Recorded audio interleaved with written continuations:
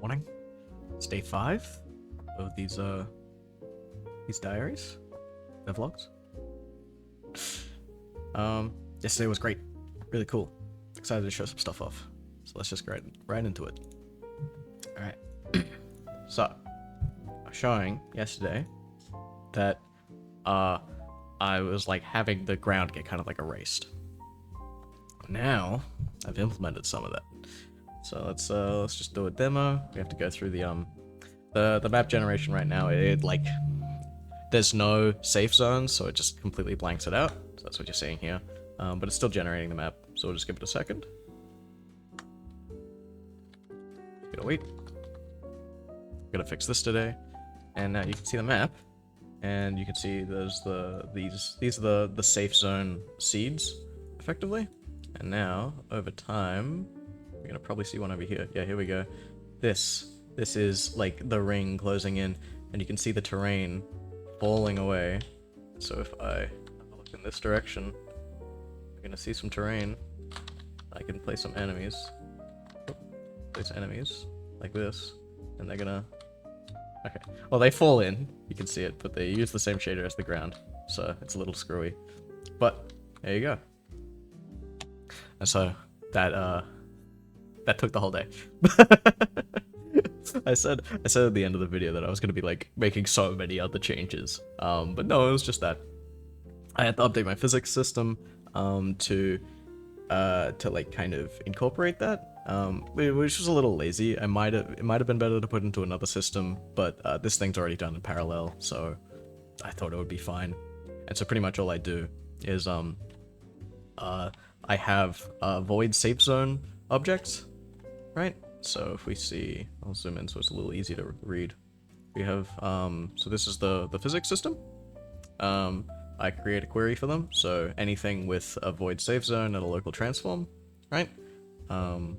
I put all of them into 2 arrays. I have to pass them into the, it's called test job right now, because I didn't think it would work. But I pass them into the actual like physics like system down here, and then I have to dispose of them with the dependency, the job handle that I get back from this job that's running. This is very weird to look at. This is how jobs are kind of executed in Unity entities, Unity dots, ECS, whatever.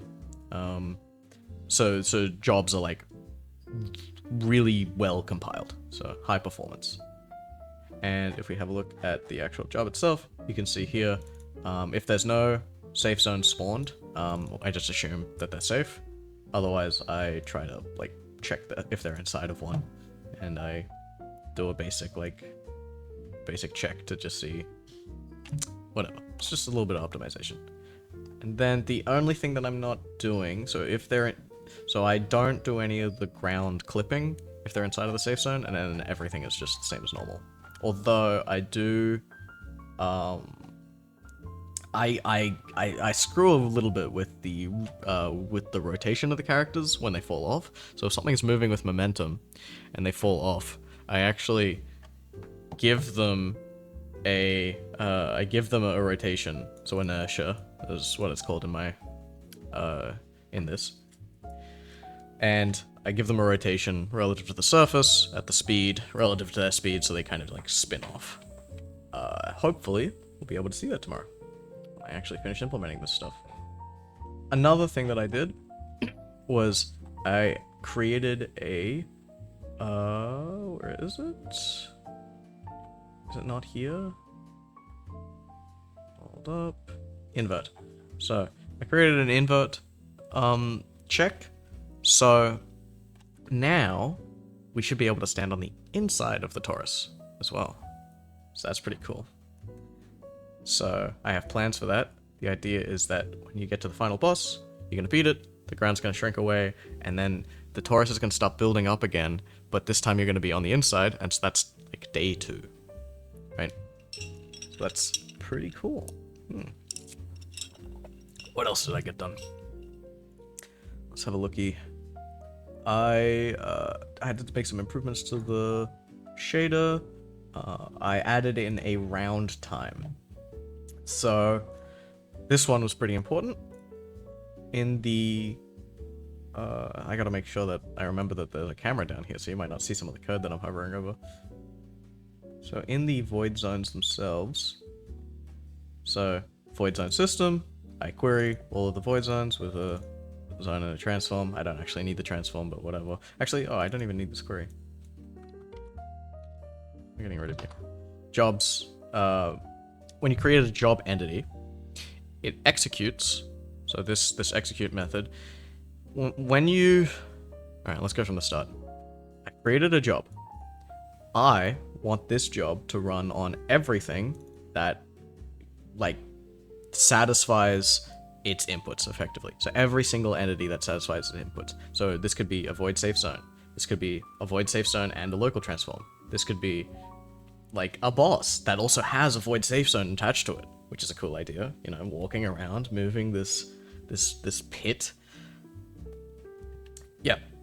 And this job, when you schedule it, Unity will execute this on every entity that satisfies those constraints. And it does it in a very good way, and you can do schedule parallel as well. So that's another thing. Oh, actually, let me just quickly fall into the void. Authoring. Yeah, okay, this is scheduled parallel. Good. That was important. Okay. And so now we have a round time in the round controller, and the zones shrink based off of round time. And round time is only ticked up down here. It's only ticked up when map gen is done. So that's just a little handy thing. And so when I go to round 2, I'll also be able to add in a round number and use that to change some logic, I suppose. Alright. What else? I think I did even more than that. Yesterday was a good day. Today's gonna also be a good day. So I've updated... you know what? That's probably enough. Oh! I got rid of 1 billion of the icons from the map. So that might have been something that you noticed.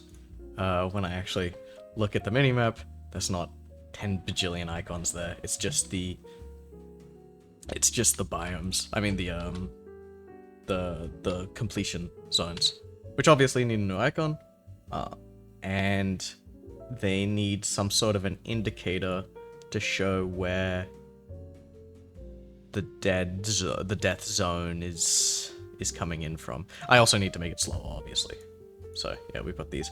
You can also see the little bosses on the map, and I think this is quite nice actually. They need some sort of like an indicator around them to make them more noticeable, but I think they work really well. Yeah. And into the pit I go. And you can actually kind of run. Oh, stop doing that. There we go. You get a lot of speed when you're Oh, oopsies. Oh dear. Come on, where's the... I gotta find it. I can make it back. I can't make it back. I don't know how to... I don't know where I am, I'm lost.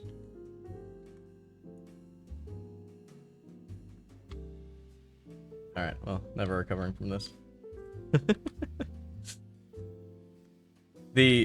Alright, so, another thing that I have to do today... this is a good demo of it. Is when you fall off the map, I want a big ring to appear, like a portal. In hit game portal. And you fall straight through it, and the camera goes with you, and you land back on the stage. So it kind of like behaves like a, I can't remember the name of the guy in the cloud in Mario Kart. Alright, it picks you up, and it drops you down, and then you take some fall damage or something. But, yeah, but you're just going straight through a portal, and plop. And you take 1 hit of damage. And I think that'll be really fun. I think that's gonna be really jolly. It's annoying getting burnt out in the ring sometimes Well, okay, I suppose it's good. I think, thinking of Night Rain, I think they do it really nicely. The damage in the Void is well balanced, where, like, you know, some characters just can't do it. Like, can't deal with it at all, or you can pick up items that make it worse. And I think those are interesting mechanics.